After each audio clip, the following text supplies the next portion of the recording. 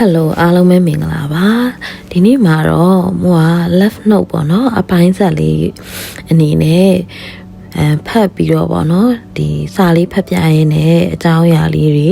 ပြောပြသွားပေးမယ်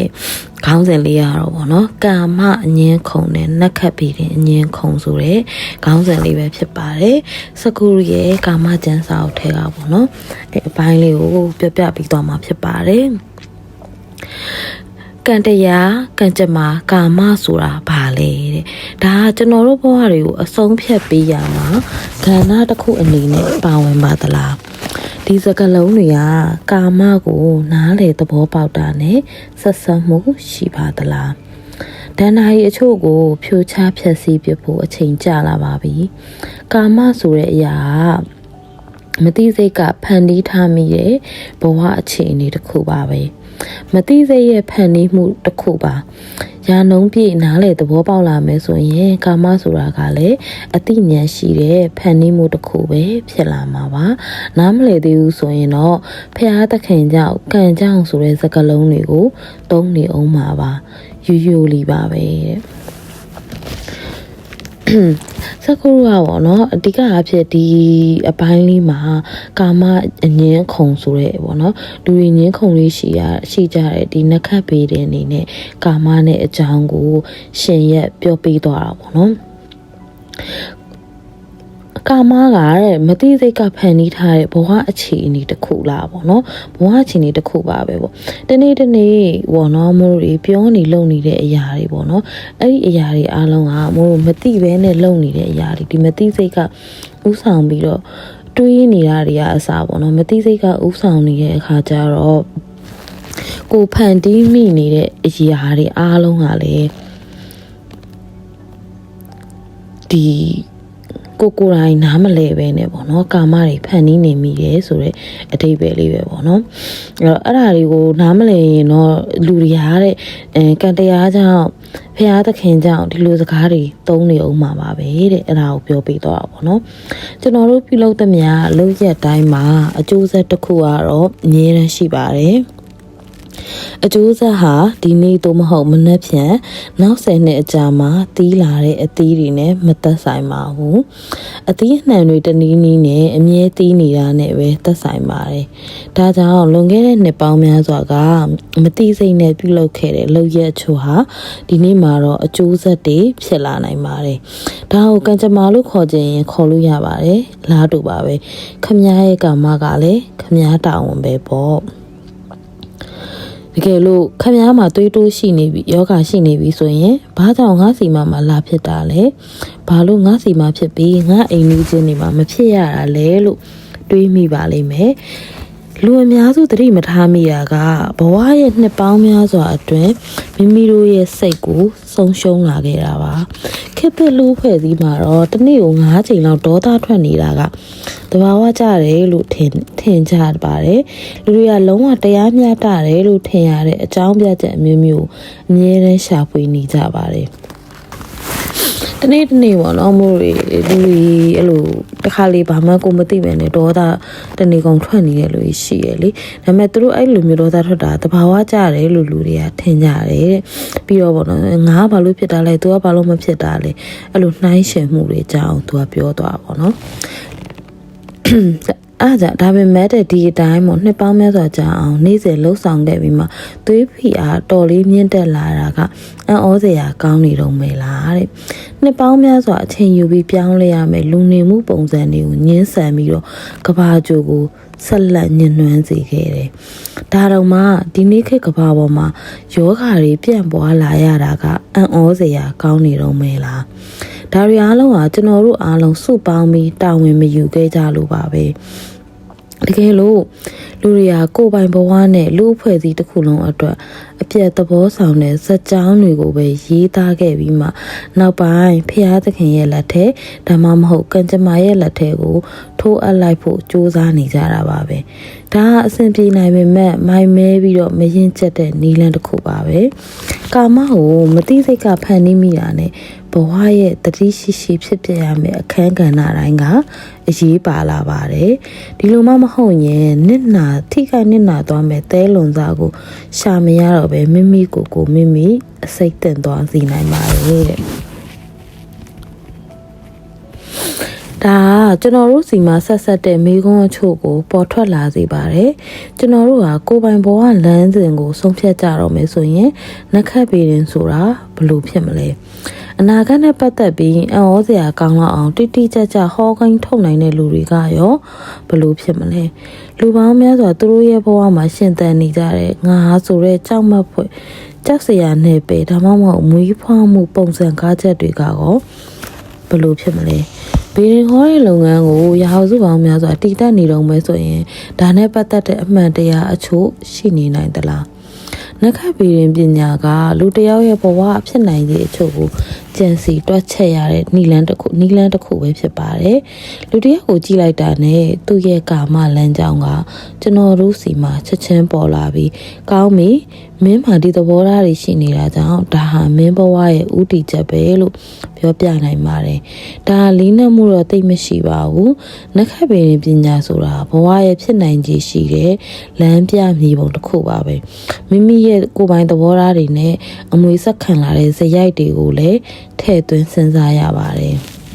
အခါလေးတိုင်းမွေးရက်ချင်းတို့ပေါ့နော်ဒါမို့ဟိုပါပေါ့ကြည့်ပြီးအခါဒီမှာလူတွေအဲ့လိုမွေးနေမွေးလာမွေးရက်တွေလည်းတူနေတယ်ဒါပေမဲ့ကန့်ချင်းမတူကြတာတွေရှိတယ်လေ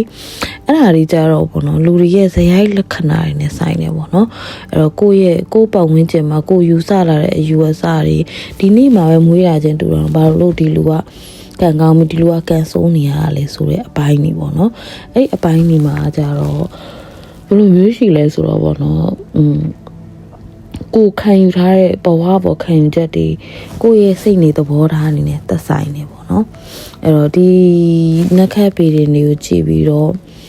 ပေါ့နော်ဒီဘဝလမ်းကြောင်းကိုရှောက်တယ်ဆိုတာကလည်းအသုံးဝင်နေဆိုပေမဲ့ပေါ့နော်ဒီဟာကပေါ့ဒီ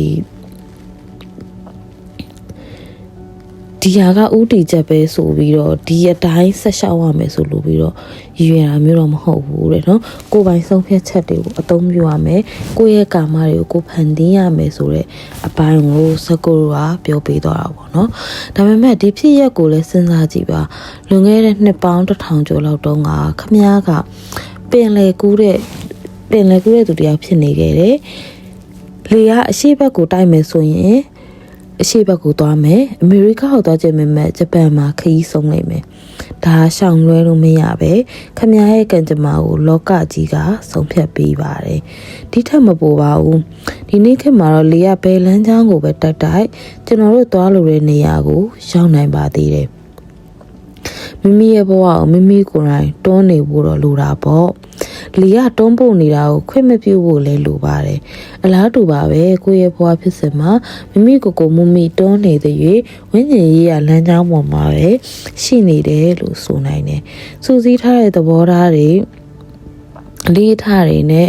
မလို့မုန်းတားမှုတွေကတွန်းပို့နေတာဆိုရင်ဒီလိုနှိပ်ထိတ်လန့်စရာကောင်းတဲ့နယ်ပယ်မှာခမည်းက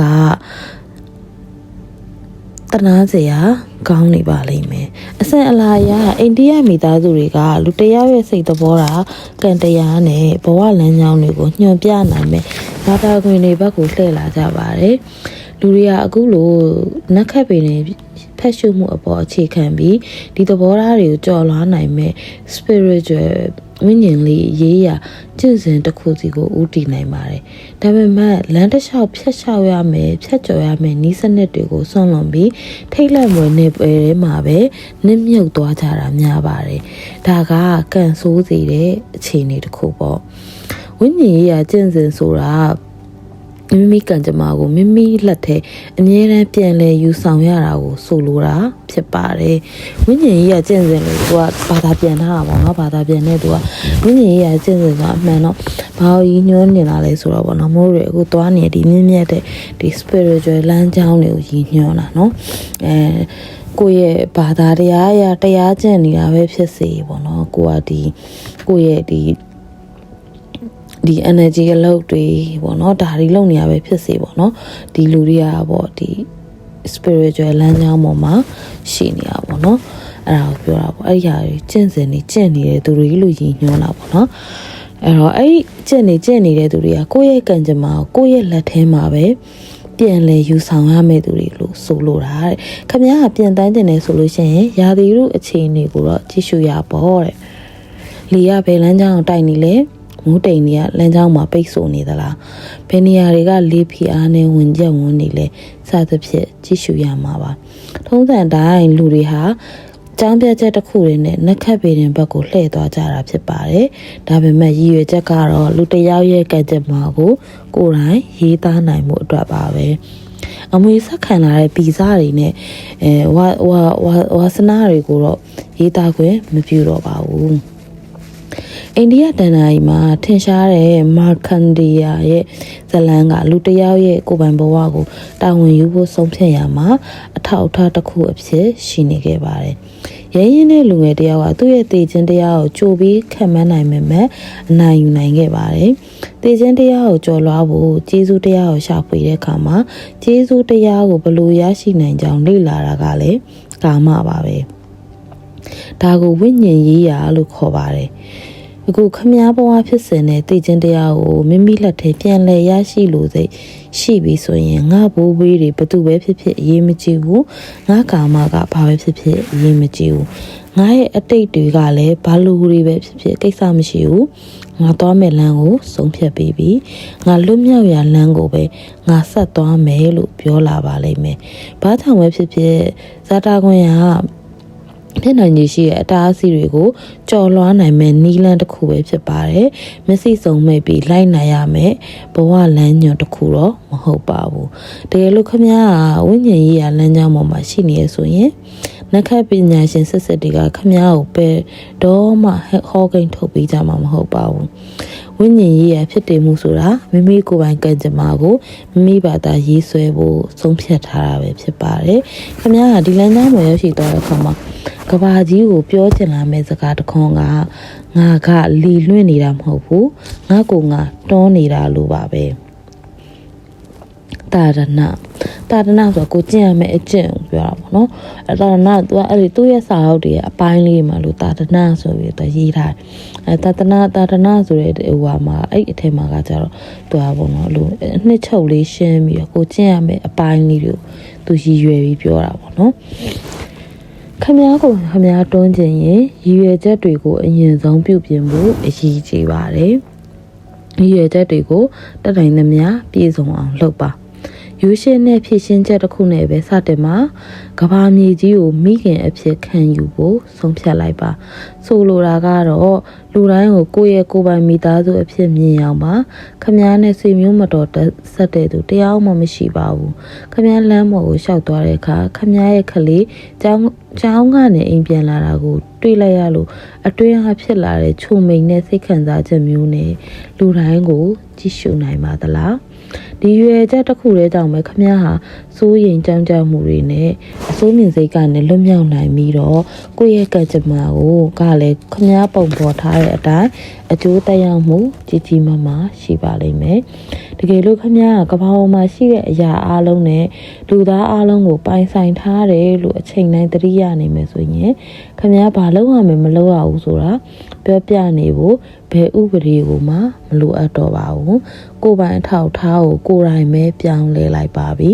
အခုဆိုရင်ခမ ्या ရဲ့ကာမနဲ့နမိတ်တွေကိုဖြိုချပြီးကံတမဲ့တဲ့ခံစားချက်တွေကိုတွေ့ကြုံခံစားရပါတော့မယ်အားလုံးပါဝင်မှုနဲ့ပါဝင်ပတ်သက်မှုဆိုင်ရာအထောက်အထားအသစ်တွေလည်းဝေဖာလာပါပြီသူကဘာသာပြန်ပြီးတော့ဗောနော်တေချာလေးတော့ပြန်မိထားတယ်ဗောနော်ဒီမှာတရားကကြတော့သူကလေအဲ့လိုမျိုးပေါ့နော်ဒီ spiritual ဘိုင်းနဲ့ပတ်သက်ပြီးပြောတဲ့စကားလုံးတွေကြတော့အချို့ဟာတွေကတကယ်ပါမြန်မာလိုပြောလိုက်ရင်ဘာကိုပြောလို့ပြောမှန်းအဓိပ္ပာယ်မပေါက်သွားတာမျိုးလေးလည်းရှိရပေါ့နော်ဒီသာသနာမှာ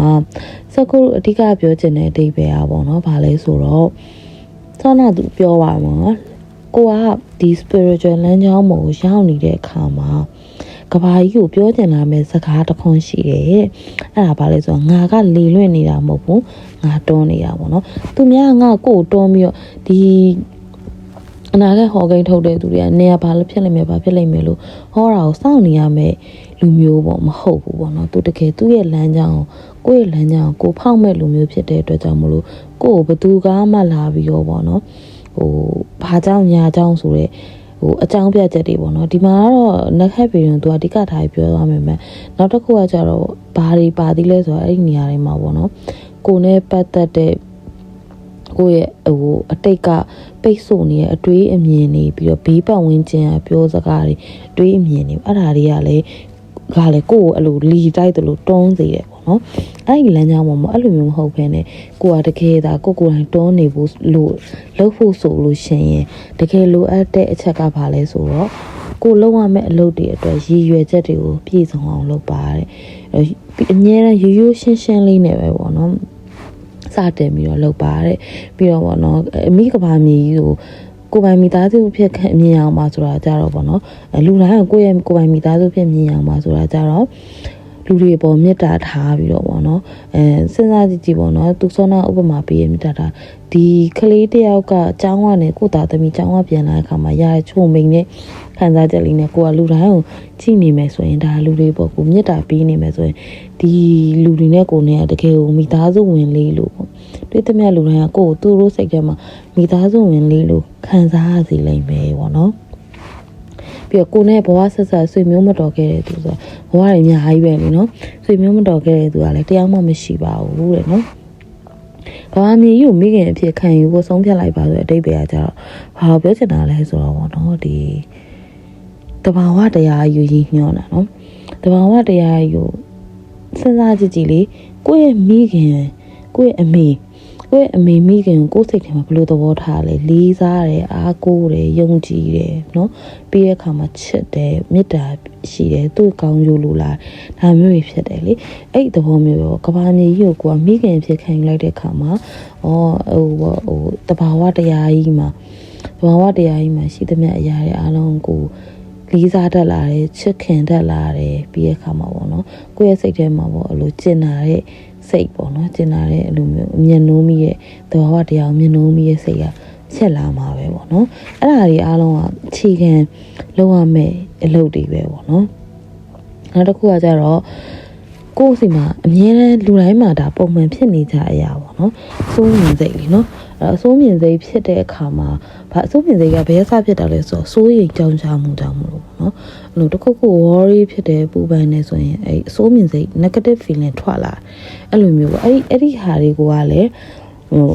ကိုယ့်ရဲ့ကံကြမ္မာတွေကိုပုံဖော်နေတဲ့အကျိုးဆက်တွေပဲတစ်ခုခုစိုးရိမ်လိုက်တာနဲ့အဲ့အလောက်ကမချောမွေ့တော့ဘူးပေါ့နော်အမြဲတမ်းအဲ့လိုတစ်ခုခုပေါ့အကျိုးတက်ရောက်မှုအဲ့လိုမျိုးတွေဖြစ်ပြီးတော့ဖြစ်တတ်တယ်ပေါ့နော်နောက်တစ်ခုကကြတော့ဗာလဲဆိုတော့ကိုကတဲ့ကဘာပေါ်မှာရှိအရာအလုံးနဲ့လူသားအလုံးကိုပိုင်ဆိုင်ထားတယ်လို့အချိန်နဲ့တတိယနေမယ်ဆိုရင်ကိုဘာလုံးမယ်ဘာလုံးအောင်မလုံးအောင်ဆိုတာဘယ်ဥပဒေရမှကိုလာပြီးတော့မပြထမ်းတော့ဘူးတဲ့အဲ့တော့အတိတ်ပဲကြတော့ဗာလဲဆိုတော့ပေါ့နော်အဲ့တော့ကိုယ်စိတ်ထဲမှာကိုယ်မှာပတ်ဝန်းကျင်မှာရှိသမျှအရာတွေအားလုံးတဘာဝပတ်ဝန်းကျင်ပေါ့နော်အဲ့တဘာဝတရားကြီးလူတွေရှိသမျှအရာအားလုံးကကိုယ်နဲ့တသားတည်းဖြစ်နေတယ်ပေါ့နော်အားလုံးမေတ္တာစိတ်နဲ့တသားတည်းဖြစ်နေရဆိုလို့ရှိရင်ပြီးတော့ပေါ့နော်အဲ့အရာအားလုံးကိုကပိုင်ဆိုင်မိသားဖြစ်တယ်ပေါ့နော်နောက်တစ်ခုကကြတော့ဗာလဲဆိုတော့အဲ့မှာရှိတဲ့ကိုယ့်ရဲ့အနာဂတ်မှာလာမဲ့ပေါ့နော်အထောက်ထားတွေလို့ခေါ်ပါပေါ့အထောက်ထားတွေကိုဖြစ်လာမဲ့အရာတွေပေါ့အဲ့ဒါတွေကလည်းတဲ့ဘယ်လိုဖြစ်လာလဲဆိုတော့ဗောနော်ဒီကန့်သက်ချက်ပေါင်းတွေထဲမှာလေရောက်မနေတော့ဘူးတဲ့အားလုံးကသူ့ဟာသူအလုံးကအလိုအချောမွေ့အဆင်ပြေဖြစ်လာတယ်ဗောနော်အဲ့ဒါကြောင့်မလို့တဲ့ကိုယ့်ရဲ့ကန့်ကြမ္မာကလည်းပြောင်းလဲလာတယ်ပျော်လာတယ်ပြီးတော့ကိုယ်ဘာလုပ်ရမလဲဆိုစိတ်တွေရှင်းလင်းလာတယ်ဗောနော်အဲ့လိုမျိုးဖြစ်လာပါလိမ့်မယ်ဒီနေ့ကတော့ဗောနော်မို့ဖတ်ပြသွားတယ်အကြောင်းအရာလေးကပါလဲဆိုတော့ကာမအငင်းခုံနဲ့နှက်ခတ်ပေအငင်းခုံဆိုတဲ့ခေါင်းစဉ်လေးရဲ့အောက်ကပေါ့နော်အပိုင်လေးတစ်ပိုင်းကိုပြောပေးသွားတာဖြစ်ပါတယ်ဒီဟာလေးကိုနားထောင်ရင်းနဲ့နားထောင်နေတဲ့သူတွေရဲ့စိတ်ထဲမှာပေါ့နော်တခုခုပေါ့အလင်းတခုခုပြီးတော့ပေါ့နော်အသိဉာဏ်လေးတစ်ခုခုဟီလင်းတစ်ခုခုပေါ့နော်စိတ်ထဲမှာတစ်ခုခုရသွားရဲဆိုလို့ရှိရင် ရသွားပါစေလို့ဆုတောင်းပေးလိုက်ပါဘောနော်ရသွားရဲဆိုလို့ရှိရင်လည်းမို့အနေနဲ့ကျင့်တတ်ရတယ်ပေါ့နော်ပျော်ရွှင်ရပါတယ်အားလုံးစိတ်ချမ်းသာကိုယ်ချမ်းသာကြပါစေ